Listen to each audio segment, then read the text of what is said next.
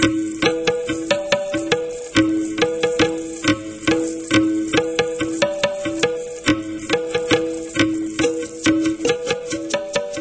name is Gafaratu Fusieni.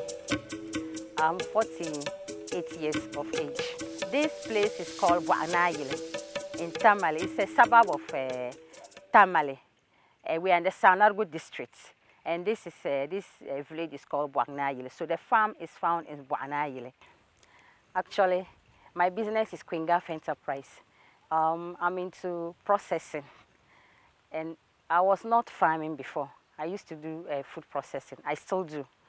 But the reason why I decided to go into farming is sometimes when I request products and then finally I get it, it doesn't match what I want to do, because normally I want to keep some standard in my products.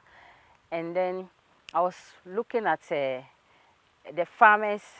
I had some farmers, then I used to tell them to normally cultivate for me.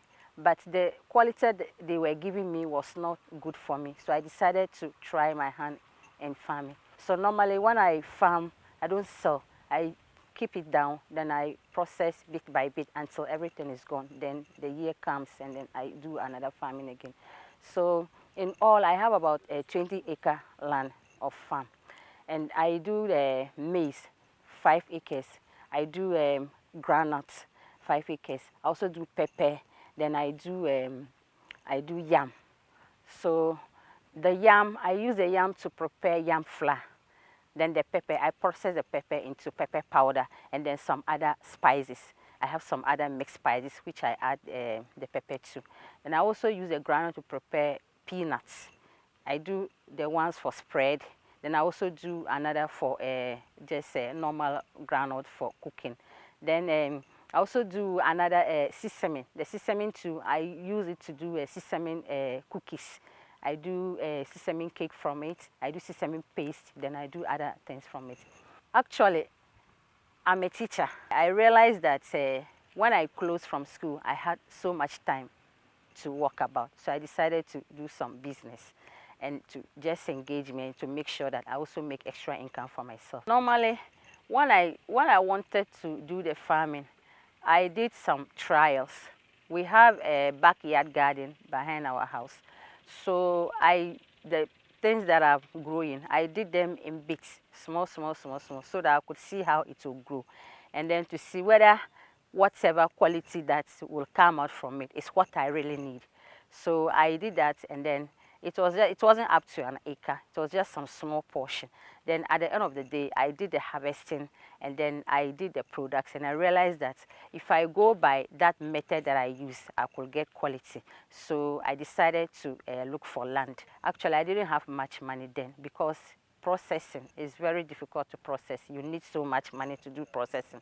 So because of that, if I wanted to use all that money to do the farming, that means that that aspect of business will collapse. So I just got some small amounts. I used about 500 that time, and then we did the farm.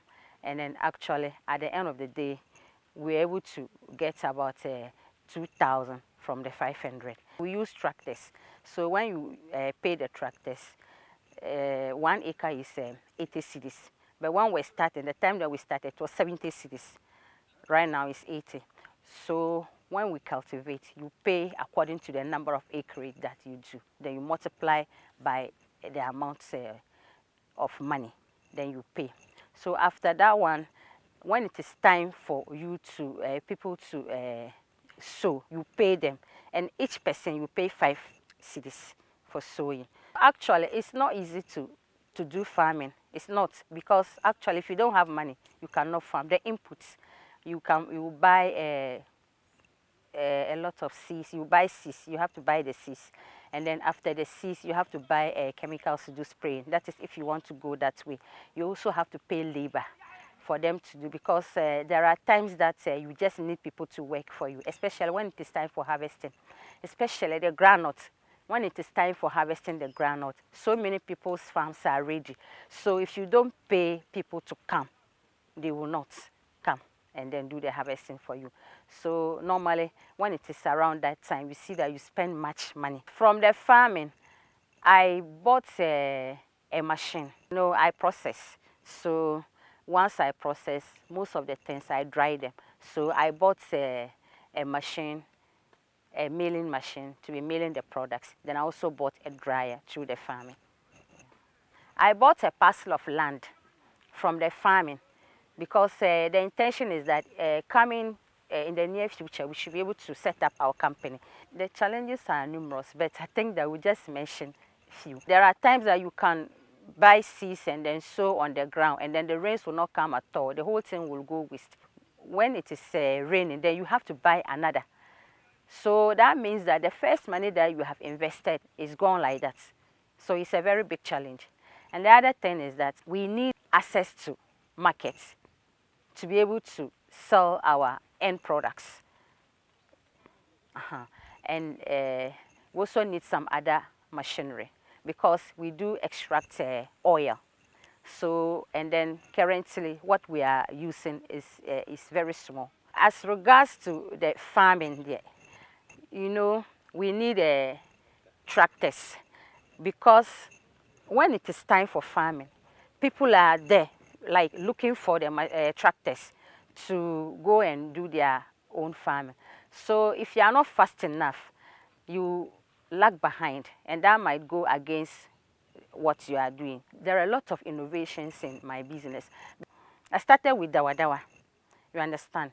And we know in our parts of the world that dawa dawa was always the round ones. We all know the benefits of dawa dawa to human being, our health. So I did a research and I realized that people will actually buy into the idea I'm bringing. So I decided to process the dawa dawa under a closed environment.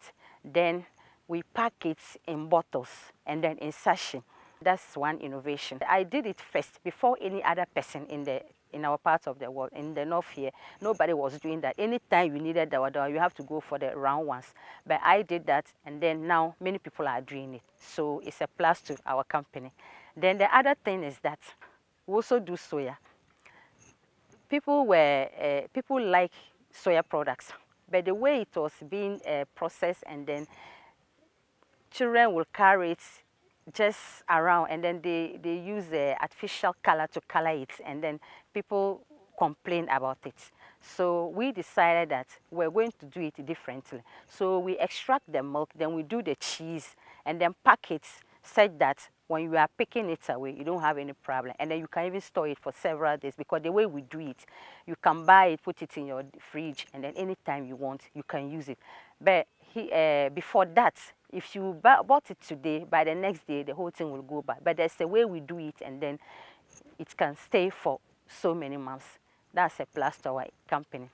Then the other thing is that we do we have a lot of products. For example, this granite, everybody does granite paste. But I looked at it and I said, well, there are so many granite paste in the market. What can I do different from the rest? So I decided to do spicy granite paste, so that if you buy the granite paste from me and you are buying from other people, the difference is clear. And then we also have the spread one. We did the spread one, and then that one we add honey to it. So you will not see it anywhere, but you can see that in our company. So we have a whole lot in that. And aside that, we also have the dawa dawa. The dawa dawa has a lot of chaff when you are processing it into the dawa dawa spice. So the chaff, we use it to do fertilizer, to fertilize the farm. That's the way we do it. Then we add it to the soil to neutralize the farm for us. So we have done a lot of innovative activities. I say thank you to Agrihouse for all the support that they have given to us. I think that they have done a lot of programs for us, from exhibitions, coming to the farms, bringing the markets, the Friday markets in Accra. You have started everything, so many things. And I want to say the CEO, may God protect and bless all of you in the company there and give you more strength and health so that you can continue to do all these things. And I also say a big thank you to all your sponsors. They should continue to sponsor this program so that we can do our best for Mother Ghana. Thank you.